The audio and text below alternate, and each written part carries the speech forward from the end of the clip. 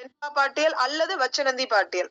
இந்த வெண்பா பாட்டியல் அல்லது வச்சநந்தி பாட்டியலின் ஆசிரியர் குணவீர பண்டிதர். குணவீர பண்டிதர் இந்த ஒரு நூலை மட்டும்தான் எழுதி இருக்கிறாரா? இல்ல.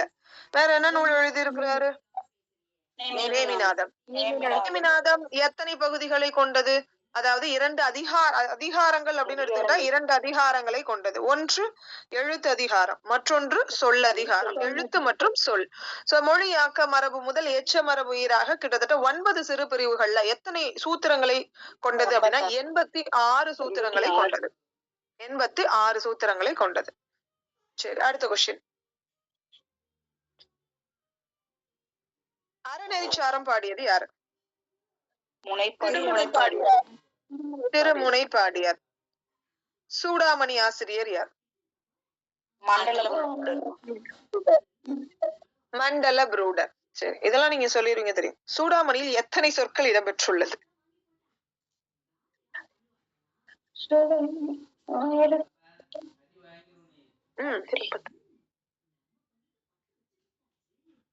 சூடாமணியில் எத்தனை சொற்கள் இடம்பெற்றுள்ளது? 11,000. Very good.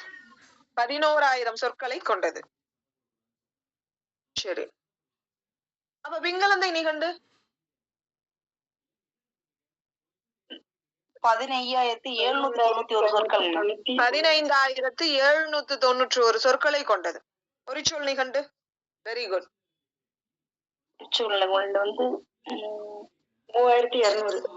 Very good. 3,200 சொற்களை கொண்டது. பிங்கலந்தை அப்படின்னு எடுத்துங்க. சோ களம் அப்படின்னா பெருசா இருக்கும். ஓகேவா? ஒண்ணும் இல்ல, நம்ம ஊர்ல எல்லாம் நெல்லு கொட்டி வைக்கக்கூடிய களத்தை நீங்க ஞாபகத்துல வச்சுக்கோங்க. சும்மா ஜஸ்ட் பாஸ்வேர்டு. நீங்க போய் ஒருத்தர் கிட்ட இந்த களத்துல நெல்லு கொட்டி நான் என்ன பண்றேன் அப்படின்னா எங்க நெல்லு நான் வளர்த்திக்கிறேன் அப்படின்னு நீங்க கேக்குறீங்கன்னு வச்சுக்கோங்க. அப்ப அவங்க என்ன சொல்றாங்கன்னா 15,000 ஒரு நாளைக்கு நீங்க per day 15,000. 15,000 இது நான் ஒரு மாசம் சம்பளம். இதை நான் உங்ககிட்ட கொடுத்து என்ன பண்ண போறேன்? நான் எங்க வீட்லயே கொட்டிக்கிறேன். வணக்கம் மேம். வணக்கம் மேம். வணக்கம் மேம். வணக்கம் மேம். எதை எடுக்கிறீங்கன்னு சொல்லுங்க மேம். வெளியே போயிட்டோம். அப்படிங்களா? எது மேம்? இப்ப வந்துட்டு மதுசா விமலானந்தம் கொஸ்டின் டிஸ்கஷன் போயிட்டு இருக்கு மேம். சரிங்க மேம். Okay okay ma'am. சரி, 15,700. Thank you ma'am. 791 சொற்கள். அப்ப களம், பிங்களம். அப்ப களம் அப்படின்னு வந்தாலே நீங்க எத்தனை சொற்கள் ஞாபகத்துல வச்சுக்கணும்? 15,791 அப்படின்னு ஞாபகத்துல. 15,000 வந்தாலே நியர் உங்களால அழகா கொண்டுட்டு போய் அடிச்சிட முடியும். அதுக்கு அடுத்தது உரிச்சொல் நிகண்டு அப்படின்னு எடுத்துக்கிட்டா 32. உரி 32. சோ உரி அப்படின்னாலும் வெண்ணெய்னாலும் ஒண்ணுதான். அந்த வகையில கொண்டுட்டு போனீங்கன்னா இது எத்தனை? யசோதர காவியம் எத்தனை நூற்பாக்களை கொண்டது? யசோதர காவியம் 6 காண்டங்கள். 369. 369 கரெக்டா? Is it correct? Yasodhara 369 Udayana காவியம் இல்லையா? 320. அதனாலதான் இந்த இடத்துல இந்த கேள்வியை கேட்டேன். 320. அப்ப அது 320, இது 3,200 சொற்கள். ஓகேவா? உரிச்சொல் நிகண்டு அப்படின்னு எடுத்துக்கிட்டா அல்லது 32 அது அப்படியே ஞாபகத்துல வச்சுக்க முடியாது. ஜஸ்ட் நீங்க தெரிஞ்சுதான் வச்சுக்கணும். 32,000 யாராவது ஞாபகம் வச்சிருந்தீங்கன்னா பாஸ்வேர்டு வச்சிருந்தீங்கன்னா சொல்லுங்க. அடுத்தது சூடாமணி. சூடாமணி இப்ப தங்கம் வந்துட்டு இன்னைக்குதான் ஹெட் நியூஸே போட்டிருக்கிறேன் ஸ்டேட்டஸ்ல. தங்கத்தினுடைய விலை 1,00,000 கடந்து விட்டது. 1,01,000 அப்படின்னு ஞாபகத்துல வச்சுக்க. இந்த இடத்துல ஒண்ணு குறைச்சிருங்க. 11,000. அப்ப 11,000 சொற்கள் இடம்பெறுகிறது அப்படின்னு வச்சுக்கோங்க. சோ 11,000 அப்படின்னு எடுத்துக்கிட்டா சூடாமணி. சூடாமணி அப்படின்னு எடுத்துக்கிட்டா 11,000. இதை தாண்டி பிங்களந்தை அப்படின்னு எடுத்துக்கிட்டா 15,000 நம்ம கிட்ட கேட்டிருக்காங்க. சோ 15,791. அதை தாண்டி உரிச்சொல் நிகண்டு அப்படின்னு எடுத்துக்கிட்டா 32. நிகண்டு 32. ஓகேவா? அத நீங்க நிகண்டு 2 அப்படின்னு ஞாபகத்துல வச்சுக்கோங்க. அடுத்த கொஸ்டின். கந்தபுராணம் பாடினது யாரு?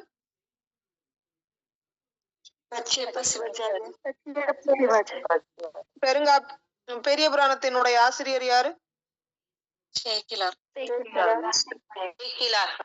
மக்கள் இலக்கியமாக முள்ளிறக்கூடிய நூல் யாது? குட். பெரிய புராணம். Very good. குதிரையின் இலக்கணத்தை சொல்லக்கூடிய நூல் எது?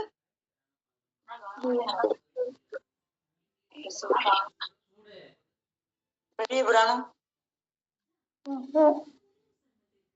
அப்படியா? மாணிக்க வாசகர். திருவாசகம்.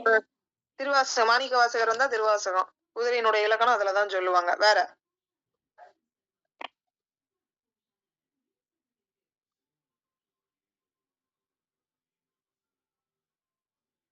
திருவிளையாடல் புராணம். திருவிளையாடல் புராணத்துல பரஞ்சோதி முனிவர் பாடின திருவிளையாடல் புராணத்துல குதிரையின் இலக்கணம். அந்த இடத்துலதான் உங்களுக்கு மாணிக்க வாசகரின் வரலாறு சொல்லப்படும். அந்த மாணிக்க வாசகர் வரலாறுலதான் இந்த குதிரையினுடைய இலக்கணத்தை சொல்லி அரேபிய நாட்டு குதிரைகள் வந்து இந்த மாதிரி இருக்கும், போய் நீ வாங்கிட்டு வாப்பா அப்படின்னு சொல்லி அனுப்புவாங்க. ஓகேவா? புரியுதா? அப்ப குதிரையின் இலக்கணம் சொல்லக்கூடிய நூல் எது? திருவிளையாடல். சரி, ஓகே. நெக்ஸ்ட் அடுத்த கொஸ்டின். ஆண்நடை உடையது அப்படின்னு சொல்லிட்டு எந்த நூலை சொல்லலாம்? Very good. பெரிய புராணம் ஆண்நடை உடையது காசு பிள்ளை. குட். அப்ப பெண்ணடை உடையது கம்பராமாயணம் பெண்ணடை கொண்டது. சரி. சைவ சித்தாந்த சாஸ்திரங்கள் இந்த 14 நூல் தலை சிறந்த நூல் எது? சிவஞான போதம்.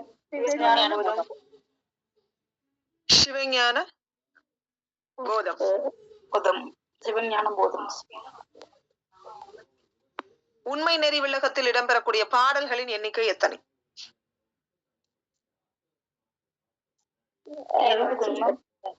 உண்மை நெறி விளக்கத்தால் அன்னைக்கு படிச்சோம்ல, நல்ல ஃபிங்கர் டிப்ல வச்சிருந்தீங்கல்ல. 60 வெண்பாக்கள். 60. 6. அப்ப 60 இது 6 60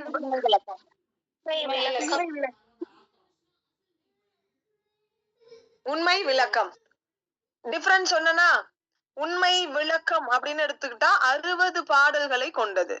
உண்மை நெறி விளக்கம் அப்படின்னு எடுத்துக்கிட்டா 6 பாடல்களை கொண்டது. அப்ப உண்மை விளக்கம் பாடினது யாரு? உண்மை நெறி விளக்கம் பாடினது யாரு? உண்மை நெறி விளக்கம் வந்து உமாபதி சிவாச்சாரியார். Very good. உண்மை நெறி விளக்கம் அப்படியா? Yes ma'am. சரி, ஓகே. மனவாசம் கடந்தார். Very good. உண்மை விளக்கம். சோ மனசார நான் உண்மையை பேசுறேன், எனக்கு வேற எதுவும் கிடையாது அப்படின்னு சொல்லக்கூடியது. உண்மை விளக்கம் அப்படின்னு எடுத்துக்கிட்டா மனவாசம் கடந்தார். உண்மை நெறியின் பக்கம் அப்படின்னு எடுத்துக்கிட்டா உண்மை பக்கம் நம்ம யார் இருப்போம் அப்படின்னா உமா இருப்பாங்கன்னு ஞாபகத்துல வச்சுக்கோங்க. உமாபதி சிவாச்சாரியார். சோ அது ஒரு பாஸ்வேர்டா வச்சுக்கோங்க. அடுத்தது இலக்கண கொத்து. இலக்கண கொத்து யாரு?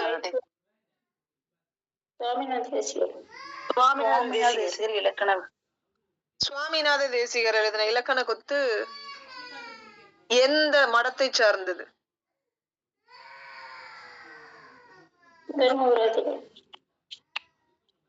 புரியல. திருவாவடுதுறை. திருவாவடுதுறை ஆதீனம். Very good. திருவாவடுதுறை ஆதீனம். திருவாவடுதுறை ஆதீனத்தை நிறுவியவர் நமசிவாய. Very good. நமசிவாய மூர்த்திகள் அப்படின்னு சொல்லுவாங்க. சரி, அடுத்த கொஸ்டின். இதுக்கு வந்துட்டு 2 நூலுக்கு இந்த மடத்தை சார்ந்த ஒருத்தர் உரை எழுதியிருக்கிறார். அதாவது சைவ சித்தாந்த சாஸ்திரங்கள்ல இருக்கக்கூடிய 2 நூலுக்கு இந்த மடத்தை சார்ந்த ஒருத்தர் உரை எழுதியிருக்கிறார். எந்த நூல் அந்த 2 நூலு? உரை எழுதின ஆசிரியர் யார்? 2020க்கும் வினா வெண்பாவுக்கும் எழுதியிருப்பாரு மேம். 2020க்கும் வினா வெண்பாவிற்கும் உரை எழுதியிருக்கிறார். ஆசிரியர் யாரு? Very good. நமசிவாய மூர்த்திகள் வேற, நமசிவாய தேசிகர் வேற. ரொம்ப முக்கியம். 2க்கும் டிஃபரன்ஸ் பார்த்துக்கோங்க. அடுத்த கொஸ்டின். தமிழ் இலக்கியத்தில் மிக பெரிய பனுவல் என்று அழைக்கப்படக்கூடிய நூல் எது? தமிழ் இலக்கியத்தின் மிக பெரிய பனுவல் யாது? கம்பராமாயணம். கம்பராமாயணம் அப்படின்னா கம்பராமாயணம் இல்ல இல்ல. நான் கேட்ட கேள்விக்கு நீங்க சொன்ன ஆன்சர்லயே கம்பராமாயணம் அப்படின்னா அதுல நிறைய ஆப்ஷன்ஸ் இருக்குன்னு அர்த்தம். கம்பராமாயணம் அப்படின்னு இருந்தா அது கம்ப்ளீட்டா இதுதான், இதை தாண்டி வேற எதுவும் கிடையாதுன்னு அர்த்தம். இதுல நான் எதை எடுத்துக்கிறது? நீங்க தான் சொல்லணும். கம்பராமாயணம். Kambaramayanam very good. அப்படி சொல்லணும். அப்படி கான்பிடென்ட் லெவல் இருந்தாதான் அடிக்க முடியும். இல்லைன்னா பக்கத்துல உள்ள ஆப்ஷனுக்குள்ளார போயிடும். அடுத்த கொஸ்டின். குட். ராம நாடக கீர்த்தனை பாடியவர் யார்? அருணாச்சல கவிராயர். அருணாச்சல கவிராயர். Very good. தமிழுக்கு கதி இருவர் என்று சொன்ன ஆசிரியர் யாரு?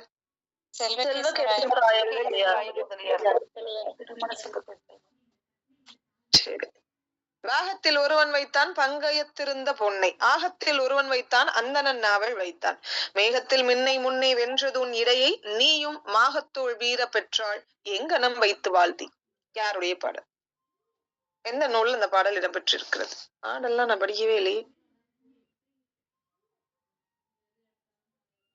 பாகத்தில் ஒருவன் வைத்தான் பங்கயத்திருந்த பொன்னை, ஆகத்தில் ஒருவன் வைத்தான் அந்தணன் நாவல் வைத்தான், மேகத்தில் மின்னை முன்னே வென்றதுன் இடையை நீயும் மாகத்தோள் வீர பெற்றால் எங்கனம் வைத்து வாழ்த்தி. யாரு? சிவனை பற்றிய பாடல். ஆனா யாரும் தெரியலமா. சிவனை பற்றியதா? இருக்கு. பாகத்தில் ஒருவன் வைத்தான். அடே அப்பா சாமி, அருமை. என்ன ஒரு புத்திசாலித்தனம். கம்பராமாயணம் பெண்ணடை உடையதுன்னு சொன்னது யாரு?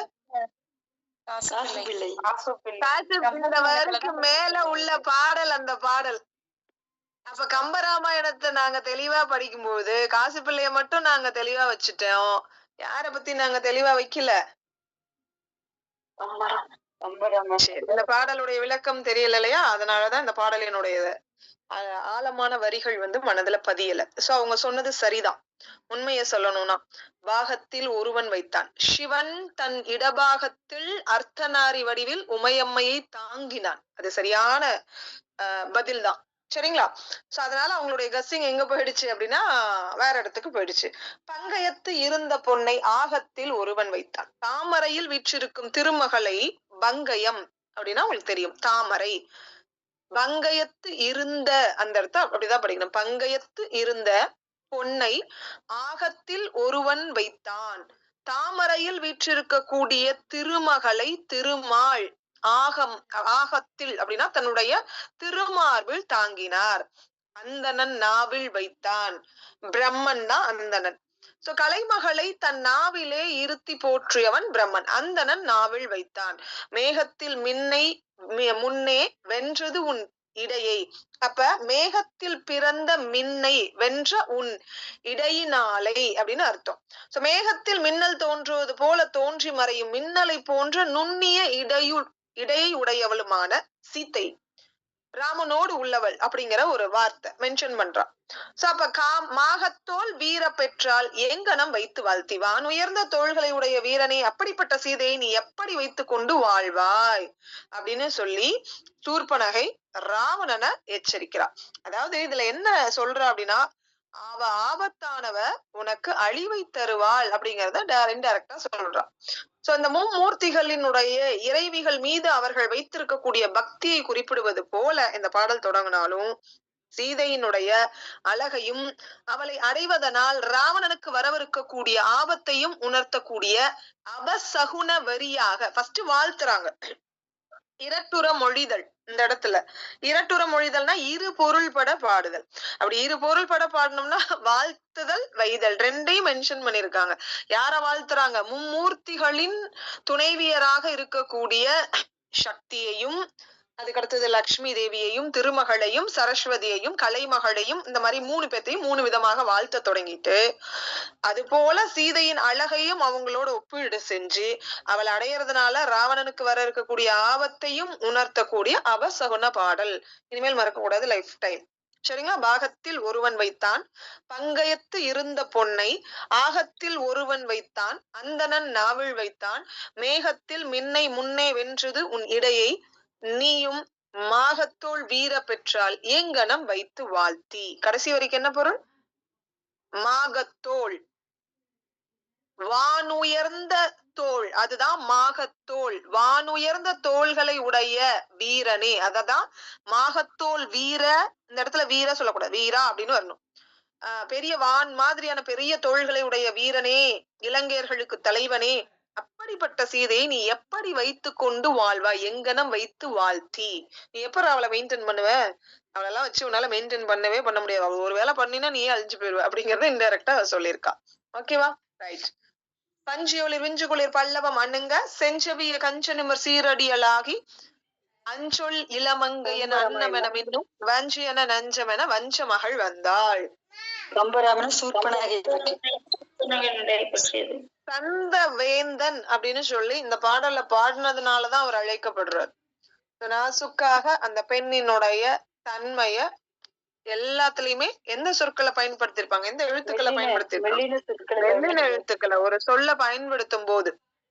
அதே மாதிரி கும்பகர்ணனை எழுப்பும் போது பெருவாரியாக வல்லின சொற்களை பயன்படுத்துவாங்க. ஓகேவா? சரி. கம்பன் இறந்த ஊர் எது? Very good, very good. பொறுப்பிலே பிறந்து தென்னன் புகழிலே கிடந்து சங்க திருப்பிலே இருந்து வைகை ஏட்டிலே தவழ்ந்த பேதை நெருப்பிலே நின்று கற்றோர் நினைவிலே நடந்து ஓர் என மறுப்பிலே பயின்ற பாவை மருங்கிலே வளருகின்றாள். கம்பராமாயணம். கம்பராமாயணம் அப்படியா? திருவிளையாடல் புராணம். திருவிளையாடல் புராணமா? ஆனா ரொம்ப முக்கியமான பாடல் இந்த பாடல். கம்பராமாயணம், திருவிளையாடல் புராணம், வில்லி பாரதம். வில்லி பாரதத்தின் பாயிரம், சிறப்பு பாயிரம். வில்லியின் மகன் வரம் தருவார் பாடின பாடல் இது.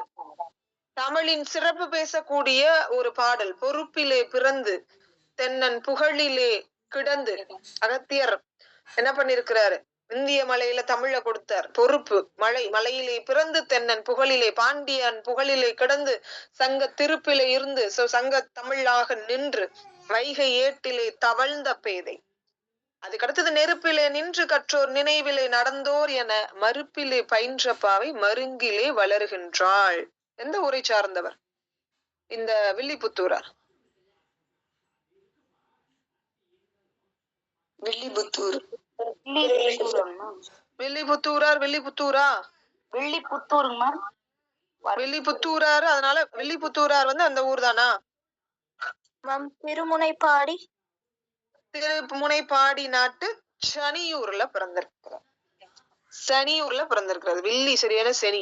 வில்லிபுத்தூரார் பெரியாழ்வார் மேல விருப்பம் கொண்டுதான் இவருடைய அப்பா வீரராகவர் இவருக்கு பேர் என்ன வச்சிருக்கிறாரு? வில்லிபுத்தூரார் அப்படின்னு. அந்த வில்லிபுத்தூரார் எழுதுனதுனாலதான் வில்லி பாரதம். இது ஊர் பெயர் கிடையாது. வீரராகவர், சரிங்களா? வில்லிபுத்தூர் பெரியாழ்வார் மேல் விருப்பு கொண்டு வீரராகவர் இட்ட பெயர் தான் வில்லிபுத்தூரார் தான். எந்த ஊரு? பெரியாழ்வார் ஊர் தான் வில்லிபுத்தூர். அவரு மேல கொண்ட அந்த வில்லிபுத்தூர் ஆழ்வார்னு சொல்றதுனாலதான் இவருக்கு அந்த பேர் வச்சதுனாலதான் நமக்கு அது மோஸ்ட் ஆஃப் கன்ஃபியூஷன் ஆகும். பாத்துக்கோங்க. சரி, அடுத்த கொஸ்டின். சேரன் சாரி, தகடூர் யாத்திரை யாருக்கும் நடந்த போற மென்ஷன் பண்ணு.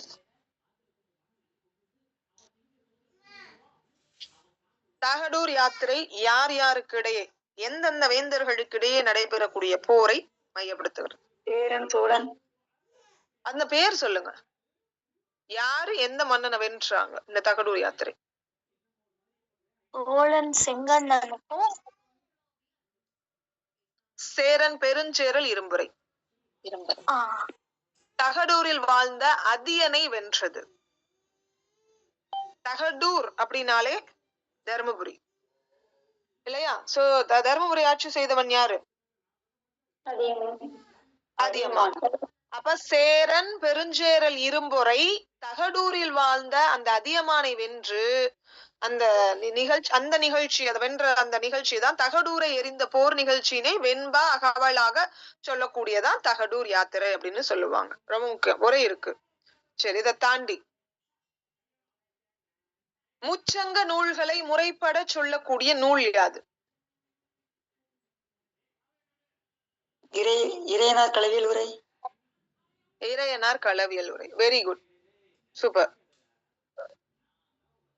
தமிழில் காப்பியம் அப்படிங்கிற சொல் பெயர் வருவதற்கு முன்பாக காப்பியத்தை எந்த சொல்லால அழைச்சிருக்காங்க? சொல்ல முடியுமா? தொடர்நிலை செய்யுள். புரியல. தொடர்நிலை செய்யுள். வெரி குட், தொடர்நிலை செய்யுள். தொடர்நிலை செய்யுள் அப்படிங்கிற சென்டென்ஸ் யாரு யூஸ் பண்ணிருக்கா? எந்த நூலுக்கு பயன்படுத்திருக்காங்க? தண்டி அலங்காரம். தண்டி அலங்காரம். வேற யாரும் எங்கேயும் யூஸ் பண்ணலையா?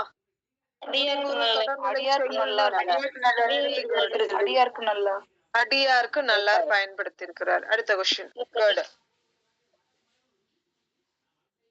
அடுத்த கொஸ்டின். இந்த ஐம்பெரும் காப்பியம் அப்படிங்கிற சொல்ல முதல்ல பயன்படுத்தினது யார்? நன்னூல் உரையாசிரியர் மயிலைநாதர். எந்த சூத்திரத்துல பயன்படுத்தி இருக்கிறார்? நீங்க அதை சொல்லிடுவீங்கன்னு எனக்கு தெரியும்.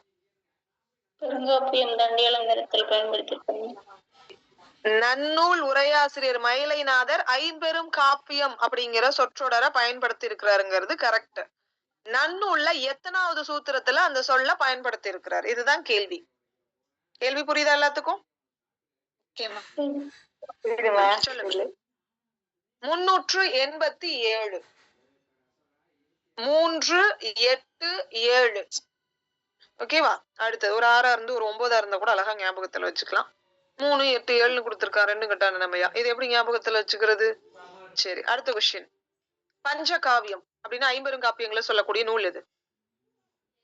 தமிழ் விடும் தூது. அடுத்த கொஸ்டின். ஐஞ்சிறுகாப்பியங்கள் அப்படிங்கிற சொல்ல பயன்படுத்தினவர், ஐஞ்சிறுகாப்பியங்களை வரிசைப்படுத்தினவர் யாரு? சீவை தாமோதரனார். சரி, அடுத்த கொஸ்டின். திருத்தணிகை உலா பாடினது யாரு? சந்தப்பதேசிகர். சோ இவருதான் வந்துட்டு ஐம்பெரும் காப்பியங்களை வரிசைப்படுத்தி இருக்கிறார். அடுத்த கொஸ்டின்.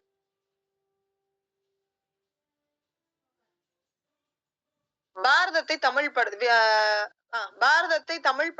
யார்?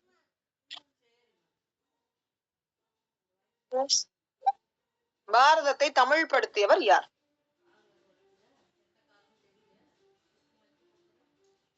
அருண்நிலை விசாகர். அருணிமலை விசாகர். அருண்நிலை விஷாகர். சரி, நல்லாப்பிள்ளை மற்றும் இன்னொருத்தர், 2 பேரு. அதுல ஒருத்தர் நல்லாப்பிள்ளை, இன்னொருத்தர் இருக்கிறார் பேலன்ஸா. இதுல இவங்க 2 பேரும் வில்லி பாரதத்தை விரிவா பாடியிருக்காங்க. வில்லி பாரதத்தை விரிவா பாடின கேரக்டர் மொத்தம் 2 பேரு. அதுல ஒருத்தர் நல்லாப்பிள்ளை, அதுல நல்லாப்பிள்ளை பாரதம்னே நம்ம சொல்லுவாங்க. இன்னொருத்தர் யார்? அந்த நல்லாப்பிள்ளை பாரதம் நீங்க சொல்லிருவீங்கிறதுனால தான் ஆன்சர் மென்ஷன் பண்ணிட்டேன். வில்லி பாரதத்தை விரித்து பாடியவர் யார்? நல்லாப்பிள்ளை மற்றும் அரங்கநாத கவிராயர். நலன் சரிதை கூறக்கூடிய நூல் யாது?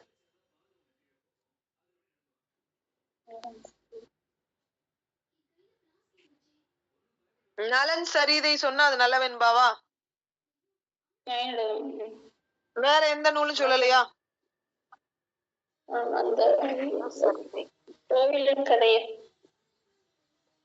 நலன் சரிதை சொல்லக்கூடியது நைடதம். எத்தனை விருத்தங்களை கொண்டது? அச்சோ, பிள்ளைங்க ஃபிங்கர் டிப்ல இருக்கும்னு பார்த்தா மீண்டுமா என்ன பண்ணலாம்? அதிவீரராம பாண்டியரோட தானேங்க? எஸ் மேம், நைடதம் அதிவீரராம பாண்டியருடையதான். இதுல எத்தனை விருத்தங்களை கொண்டது? நலனின் வரலாறு நலவென்பா மட்டும் இல்ல, நைடதம் சொல்லுகிறது. வெற்றி வேர்க்கையின் வேறு பெயர் யாது? நருந்தொகை. பாடினதும் அதிவீரராம பாண்டியர். திருக்கருவை 10 அந்தாதி. வேட்டை நாய் பாய்வது போல உள்ளது அப்படின்னு சொல்லிட்டு அவங்க அண்ணியே இந்த நூலை பத்தி கமெண்ட் கொடுத்திருக்காங்க, நைடதத்தை பத்தி. சிற்றின்பம் மிகுந்த நூல் அப்படின்னு சொன்னா இந்த நைடதத்தை சொல்லலாம். ஓகேவா? சரி, இப்ப நீங்க மறுபடியும் என்ன பண்றீங்க? நாளைக்கு உண்டான பகுதி. ஓகேவா? நாளைக்கு உண்டான பாடப்பகுதி. புரியல? நைடதம் திருத்தங்கள் எத்தனைங்க? ஒரே நிமிஷமா. 1172. 1172. ஓகே.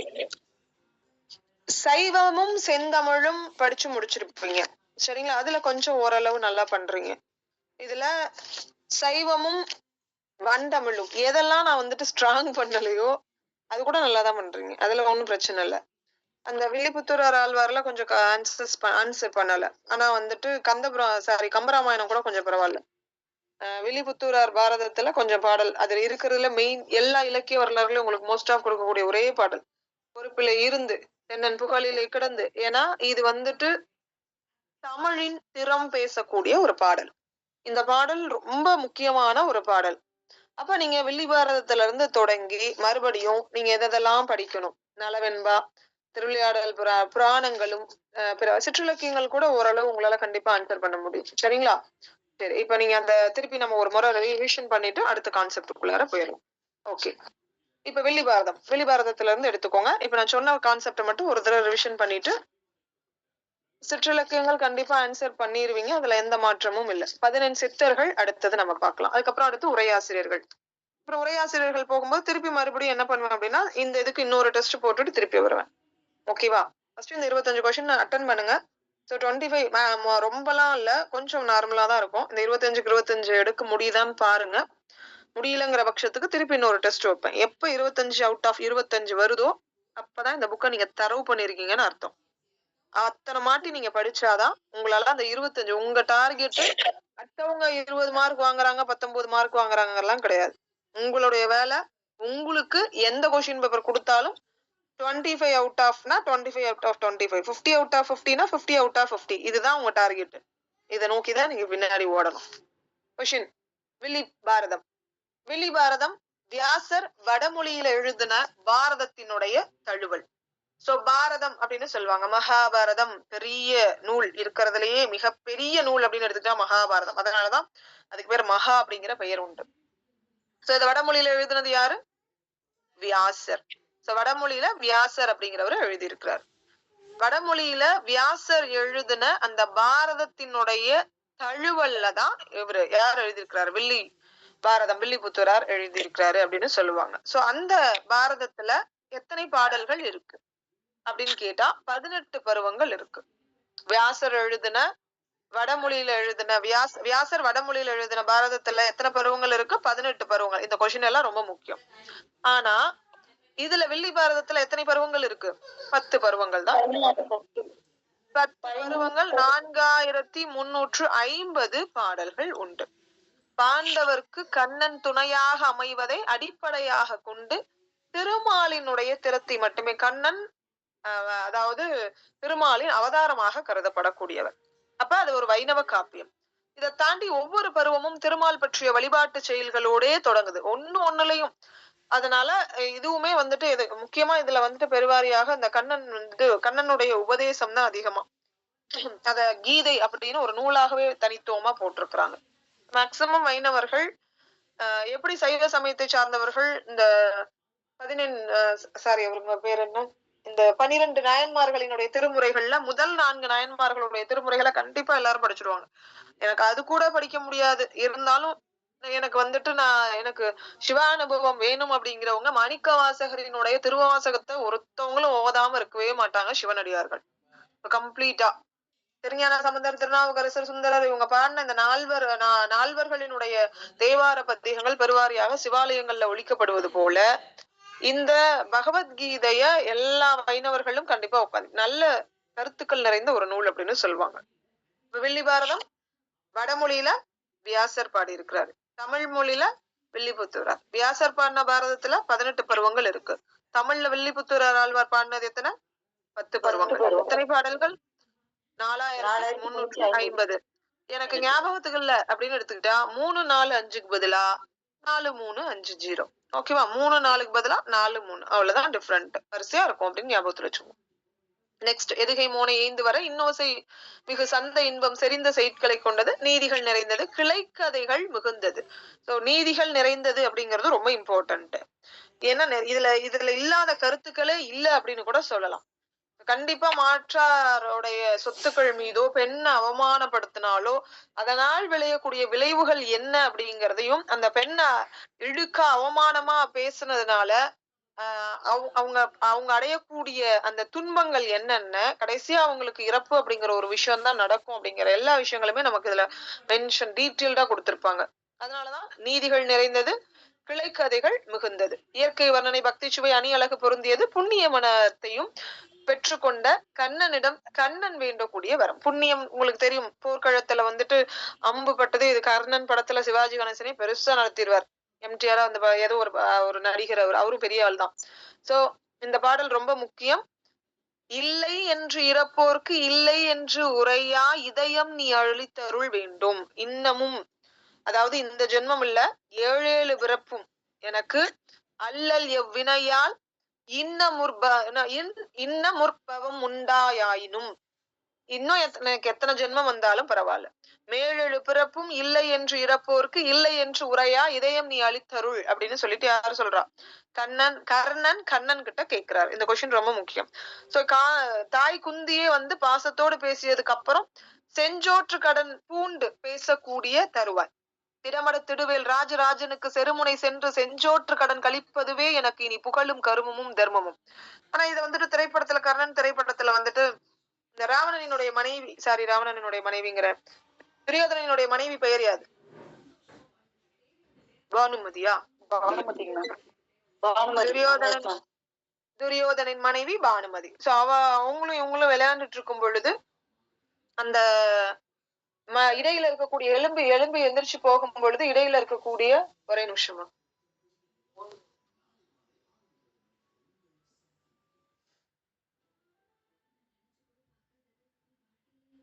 இடையில இருக்கக்கூடிய மேகலை எங்க எழுந்து ஓட பாக்குற, என்னை ஜெயிக்காம நீ போக முடியாது, அந்த விளையாட்டுல ஆழ்ந்த அந்த காரணத்தினால எலும்பு ஓடும் போது அவன் பிடிச்சு இழுத்துருவான்.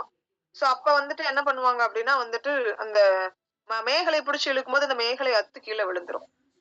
சோ அப்ப வந்து சடனா யார் என்ட்ரி கொடுத்துருவா? துரியோதனன் அதை பார்த்து பெருசா ஒன்னும் என்ன பண்ண மாட்டார் அப்படின்னா யோசிக்கவே மாட்டார். சரி, நீங்க உங்களுடைய விளையாட்டை கண்டினியூ பண்ணுங்க, நான் என்ன பண்றேன், நான் இதை எடுத்து ஒண்ணா எடுத்து வைக்கவா இல்ல கோர்க்கவா அப்படின்னு சொல்லுவான். அப்ப டைலாக் பேசக்கூடிய விதமாக அவர் இந்த வரியையும் சேர்த்து என்ன பண்ணுவார் அப்படின்னா பேசுவார். கர்ணன் திரைப்படம் பார்த்திருக்கவங்களுக்கு தெரியும். திடம்படு திடுவேல் ராஜராஜனுக்கு இப்பேற்பட்ட ஒரு மன்னனுக்கு நான் என்ன பண்ணணும், செஞ்சோற்று கடன் கழிப்பதை அல்லாமல் வேற எதுவுமே எனக்கு இல்லை. சோ அந்த சீனையுமே உங்களுக்கு நான் என்ன பண்றேன் அப்படின்னா ஷேர் பண்றேன். சோ இமேஜின், கண்ணுல பார்த்து மனசுல பதிய வச்சுக்கோங்க, ஆழமா பதிஞ்சிரும். அடுத்த கொஸ்டின். வடமொழி சொல்லும் தொடரும் மிகுந்து கலந்த நடையினால எழுதப்பட்ட ஒரு நூல். வில்லியினுடைய மகன் யார் அப்படின்னா வரம் தருவார். சோ தன்னுடைய பையனே சிறப்பு பாயிரம் பாடி இருக்கிறாரு. அந்த சிறப்பு பாயிரத்துலதான் தமிழினுடைய திறத்தையும் பேசியிருக்கிறார். பொறுப்பிலே பிறந்து தென்னன் புகழிலே கிடந்து சங்க திருப்பிலே இருந்து வைகை ஏட்டிலே தவழ்ந்த பேதை நெருப்பிலே நின்று கற்றோர் நினைவிலே நடந்தோர் என மறுப்பிலே பயின்ற பாவை மருங்கிலே வளர்கின்றார். திருமுனைப்பாடி நாட்டு தனி ஊர்ல பிறந்திருக்கிறாரு. சோ வில்லி அப்படின்னாலே சனியை வந்துருச்சு பாரு. தேட்டர்ல எவ்வளவோ எத்தனையோ வில்லியை நம்ம திட்டி இருக்கோம். வில்லிபுத்தூரார் பிறந்த ஊர் சனியூர். திருமுனைப்பாடி சனியூர். வில்லிபுத்தூரார் பெரியாழ்வார் மேல் விருப்பு கொண்ட அவருடைய அப்பா வீரராகவர். வில்லிபுத்தூரார் அவருடைய தந்தை பேர் என்னன்னு கேட்டா வீரராகவர். அவருடைய நினைவாக இவருக்கு இந்த பெயர் வச்சிருக்கிறாரு. 14ஆம் நூற்றாண்டு. 6ஆம் நூற்றாண்டு பெருந்தேவனார் பாரதம். 9ஆம் நூற்றாண்டு பாரத வெண்பா போன்ற நிறைய பாரதங்கள் இருந்தாலும் இதனுடைய சிறப்பு வேற எந்த பாரதத்தையும் என்ன பண்ணிக்க முடியல, அடிச்சுக்க முடியல. பாரதம்னாலே யாருடையதான்? தமிழ்ல வில்லிபுத்தூரார் பாரதம் தான். அதுல எந்த மாற்றமும் கிடையாது. அடுத்த கொஸ்டின். சரி, காப்பியம் ஒரு மொழியினுடைய வளர்ச்சியை உணர்த்தக்கூடிய ஒரு சான்று. அந்த மொழியில தோன்றிய காப்பியம். காப்பியம் அப்படின்னு எடுத்துக்கிட்டா 2 வகையான காப்பியம். ஒண்ணு பெருங்காப்பியம், மற்றொன்று சிறுகாப்பியம். அறம்பொருள் இன்பம் வீடு அப்படிங்கிற 4 உறுதி பொருள்களும் அமையக்கூடியது பெருங்காப்பியம். இவை 4ம் அமையாது ஒன்றோ சிலவோ குறைந்து வந்தால் அக்காப்பியம் சிறுகாப்பியம் அப்படின்னு சொல்லி தண்டி அலங்காரம் இதுக்கு இலக்கணம் சொல்லுது. பெருங்காப்பிய இலக்கணத்தை தண்டி ஆசிரியர் சிறப்பாக எடுத்து சொல்லி இருக்கிறாருன்னு நமக்கு தெரியும். தமிழ்ல காவியம் அப்படிங்கிற பெயர் அமைவதற்கு முன்பாகவே தொடர்நிலை செய்யுள் அப்படின்னு தான் குறிக்கப்பட்டிருக்கிறது. அடியாருக்கு நல்லாரே என்ன பெயரை சொல்லியிருக்கிறாரு? பொருள் தொடர்நிலை செய்யுள். பொருள் தொடர்நிலை செய்யுள் அடியாருக்கு நல்லார் குறிப்பிட்ட நூல் எது? இயலிசை நாடக பொருள் தொடர்நிலை செய்யுள். இயல் இசை நாடகம் பொருள் தொடர் நிலை செய்யுள். வேற ஒரு இடத்துல இதே மாதிரி ஒரு கேள்வி படிச்சிருக்கீங்க ஞாபகம்